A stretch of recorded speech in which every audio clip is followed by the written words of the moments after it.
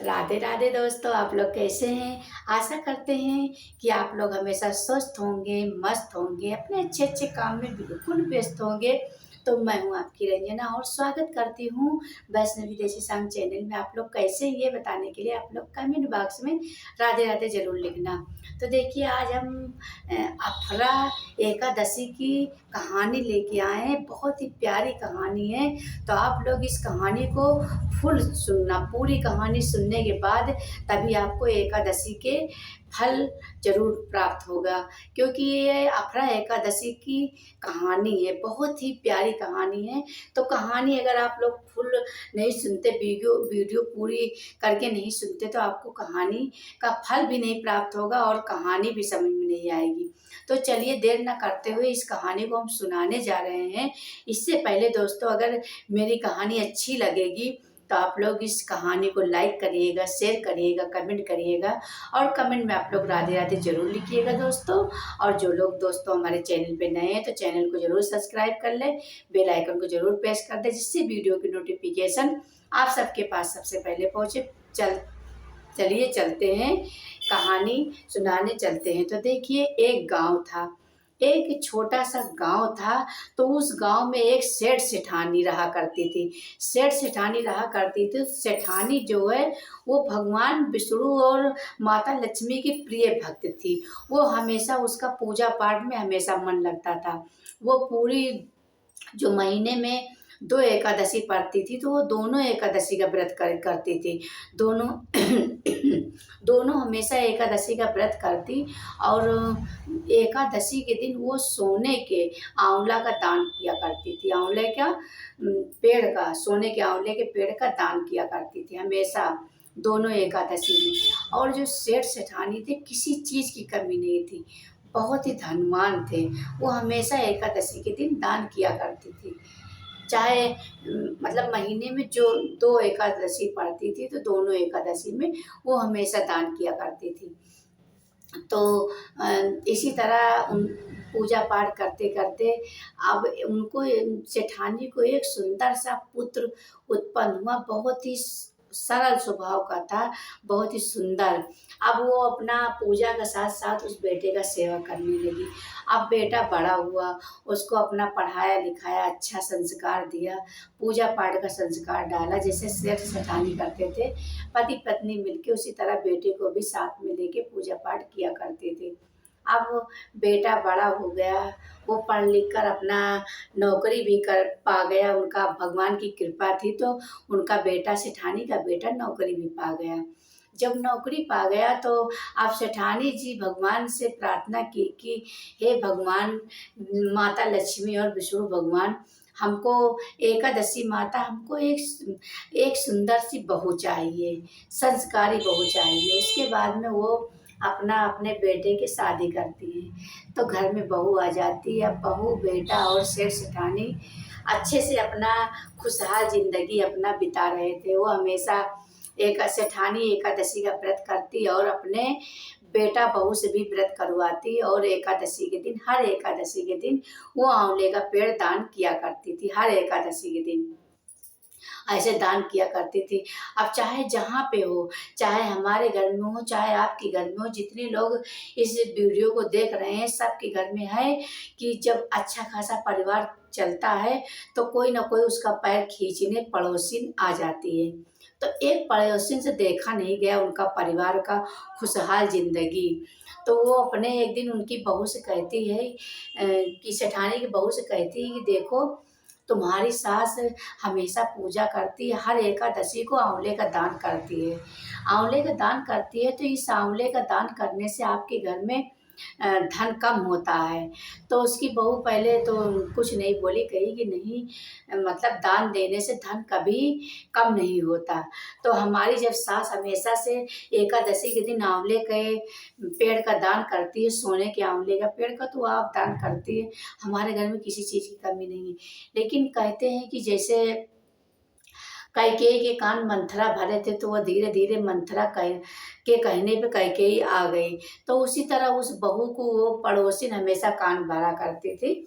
हमेशा जब वो कान भरा करती थी, कान भरा करती थी, एक दिन बहू अपने पति से बोली कि देखो जी, और सासू माँ जो है वो हमेशा हर एकादशी को सोने का आंवला का दान करती हैं, और इस तरह में तो हम लोग के लिए कुछ नहीं रह जाएगा, हम लोग के लिए कुछ नहीं रह जाएगा, सब ये हमेशा हर एकादशी के दिन दान करती हैं।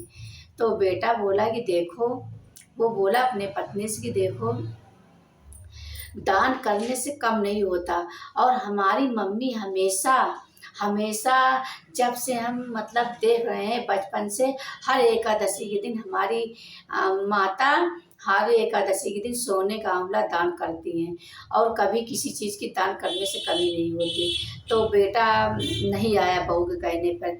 उसके बाद में फिर वो पड़ोसिन भरी तो धीरे धीरे करके अब एक दिन फिर उसकी बहू अपने सेठानी की बहू बेटे से बोली कि देखो जी, अब हर एकादशी को दान करती हैं तो हम लोग के लिए क्या रह जाएगा, और वो भी सोने का आंवला दान करती हैं।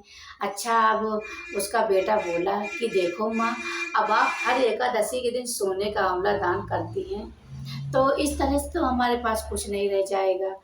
तो वो बोली, अब सेठ सेठानी जो है उनका मतलब बुजुर्ग हो गए, बुजुर्ग हो गए, अब उन्हीं के सारे हाथ में रहा।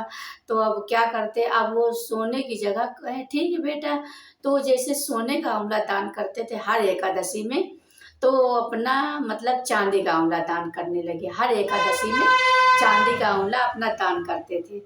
अब जब चांदी का आंवला दान करने लगे तो उस पड़ोसिन से फिर नहीं देखा गया, उस पड़ोसिन से नहीं देखा गया, उस वो पड़ोसिन फिर उस बहू के कान भर दी, सेठानी के कान भरने लगी कि देखो, अब तुम्हारी सास तो सोने का आंवला नहीं दान करती, तो अब चांदी का आंवला दान करती है। तब उनकी सा जो है, अब बहू फिर अपने पति के कान भरती है, सेठानी की बहू सेठानी के बेटे के फिर कान भरती है कि देखो जी, अब मम्मी सोने का आंवला नहीं दान करती, तो अब चांदी का आंवला दान करती हैं। अब सब इसी तरह जब दान करती रहेंगी तो हमारे घर में क्या रह जाएगा। अब फिर वो अपने मम्मी से बोला कि देखो माँ, आप सोने का छोड़ दी तो अब चांदी के आंवला का दान करती हैं। अब इस तरह से करोगी तो हम लोग को क्या रह जाएगा, हम जब आगे आने वाली पीढ़ी के लिए कुछ नहीं रह जाएगा। आप तो हर एकादशी के दिन महीने में 2 एकादशी पड़ती है तो आप दान ही किया करती हैं। अब सेठानी क्या करे, क्योंकि सब बेटा बहू के हाथ में था। तो वो कहे ठीक है बेटा, कोई बात नहीं है। अब वो श्रद्धा से, लेकिन वो सेठानी का एकादशी का पूजा छूटा नहीं, दान छूटा नहीं, सोने से चांदी में आ गई, चांदी से पीतल में आ गई। अब वो पीतल का आंवला दान करती हर एकादशी के दिन, हर एकादशी के दिन वो पीतल का आंवला दान करने लगी।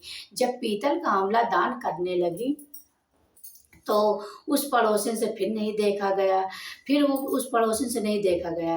तो वो बोलती है कि देखो, अब तो तेरी सास अब सोने का आंवला दान करती थी, अब चांदी का आंवला दान करती थी, अब चांदी का आंवला छूटा तो अब ये पीतल का आंवला दान करती है।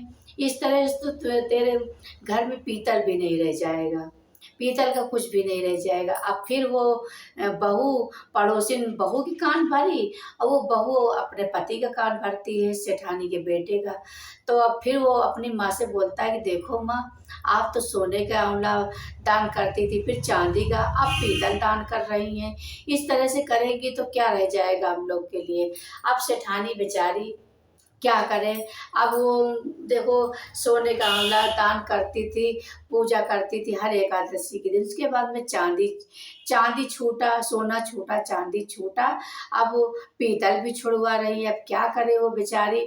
अब वो क्या करती कि अपना सेठ सेठानी एक जगह अपना क्या करे, मतलब एकादशी का व्रत हमेशा करती, तो वह क्या करेगी, अपना मट्टी का, जो मट्टी का आंवला दान करती मट्टी का आंवला वो दान करने लगी। मट्टी का आंवला बना के आंवले का पेड़ और दान करने लगी, लेकिन पूजा छूटा नहीं। एकादशी का वो व्रत करती रही, छूटा नहीं।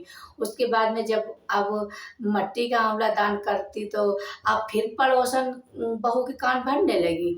फिर भरने लगी कि देखो वो देखो बहू, अब तेरी सास तो अब मिट्टी का आंवला दान करती है। अब लोग क्या कहेंगे कि देखो ये सेठानी पहले सोने का आंवला दान करती थी और फिर चांदी का आंवला दान करती थी, अब ये पीतल का आंवला दान करने लगी। अब जो पीतल का आंवला अब मिट्टी का, अरे बड़ी बेइज्जती होगी। अब उसकी वो पड़ोसन फिर बहू की कान भरी, उससे देखा देख नहीं गया। अब जो बहू के कान भरे तो बहू बेटे का कान भरा। अब बेटा फिर कहने लगा कि माँ, अब तुम सोना छूटा तो चांदी, चांदी छूटा तो पीतल, पीतल छूटा तो मट्टी का दान करने लगी। अब मट्टी का दान करने से क्या फायदा है? अब जिसको दान करती थी वो भी तो, अब इसमें आपकी बड़ी बेइज्जती होगी और बड़ी बदनामी होगी। अब सेठ सेठानी क्या करे, बहुत मजबूर हो गए। वो ना पूजा करने पाते थे, ना पाठ करने पाते थे, ना दान करने पाते थे। बताओ, मट्टी के आंवला भी दान नहीं करने पाते थे पड़ोसी के भरने से, क्योंकि पड़ोसी से देखा देख नहीं गया। किसी की पड़ोसी हो वो देख नहीं सकती, वो हमेशा पैर खींचती थी, क्योंकि दान करने से कभी कम नहीं होता। अब वो सेठ सेठानी अपना निकल गए, वो बेचारे जंगल की तरफ निकल गए, बेटा बहू को छोड़कर, और वो अपना जंगल की तरफ निकल गए। वो बोल दिए कि अब हम घर से जा रहे हैं। जब हम एकादशी का व्रत नहीं कर पाते, दान नहीं कर पाते, तो इस घर में हमको रहने से क्या फायदा। अब वो सेठ सेठानी अपना जाके एक गांव से दूसरे गांव जाके जंगल के किनारे में वो अपना एकादशी का सेठ सेठानी व्रत किया और एक मिट्टी का आंवला बनाया। मिट्टी का आंवला बनाया, जब वो मिट्टी का जब आंवला बनाया तो वो मिट्टी का आंवला वो मतलब एक सुंदर सा आंवला बन गया, सोने का आंवला। सोने के आंवला का पेड़ बन गया। अब सेठ को पता नहीं था, तो वो एक आंवला तोड़ के, एकादशी उस दिन थी, सफला एकादशी, तो वो बेचने गए। जब तो जहाँ बेचने गए तो भाई वो सोना था, तो उनको दुगना तिगुना धन प्राप्त हुआ। तो सेठ सेठ बोले कि इतना मतलब इतना हमको धन की ज़रूरत नहीं है। तो वो मतलब दुकानदार बोला कि देखो ये आपके सोने का आंवला है, तो हम आपके सोने के आंवला का, तब सेठ को पता चला तो का दाम दे रहे हैं। उसके बाद में सेठ ले गए और अपना सारा पूजा का सामान ले आए। पूजा का सामान लेकर और वो भी फिर उस दिन से वो सोने के आंवला का दान करने लगे, सोने के आंवले के पेड़ का दान करने लगे उस दिन से। फिर उसके बाद में उनका मतलब इतना बढ़ गया उनके घर में, उनके सेठ सेठानी के घर में कोई चीज़ की कमी नहीं रही। इतना सोने का अब आंवला का पेड़ था, तो अब उसी को बेच बेच के अब सेठ सेठानी यहाँ की तरह वहाँ भी बहुत बड़े धनवान बन गए। सेठ सेठानी जैसे थे उसी तरह से सेठ और सेठानी हो गए और बहुत बड़ा सा घर बन गया। राजा महाराजा भी फेल हो गए उनके लायक। और उनका एकादशी का व्रत छूटा नहीं, दान छूटा नहीं, दान वहाँ भी करती रहे दोनों, मतलब सेठ सेठानी दोनों लोग वहाँ दान करते रहे।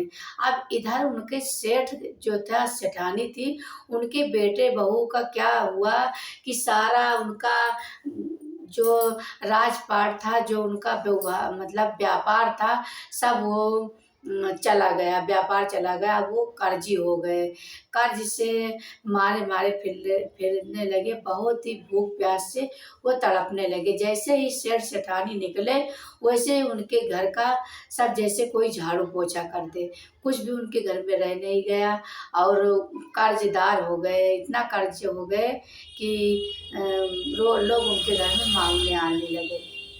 अब वो बहू बोली, बेटा बोला कि देखो हम कहीं अब जाके अब हम मतलब मज़दूरी करें, जब मज़दूरी करेंगे तो कुछ मिलेगा तो हम अपना पेट पालेंगे। उसके बाद में वो बेटा निकल गया, तो बहू बोली कि अब हम यहाँ क्या करेंगे? अब यहाँ रह के हम क्या करेंगे? हम भी आपके साथ चलेंगे। अच्छा वो बेटा बहू बोला गए तो वो गाँव के बाहर जब गए तो एक जगह घर बन रहा था। घर बन रहा था तो वहाँ गए तो वो बोले सेठ से। अब उनके माता-पिता थे, लेकिन वो बेटा बहू नहीं पहचान पाए, लेकिन सेठ सेठानी पहचान लिए। तो गए तो कहें कि बेटा बोले सेठ से कि सेठ जी हमको नौकरी पर रख लीजिए, हम आपका मतलब ईंटा गारा करेंगे। उनके घर में काम लगा था और उनका घर बन रहा था। तो अच्छा, अब लड़के को तो रख लिया, बेटे को तो रख लिया।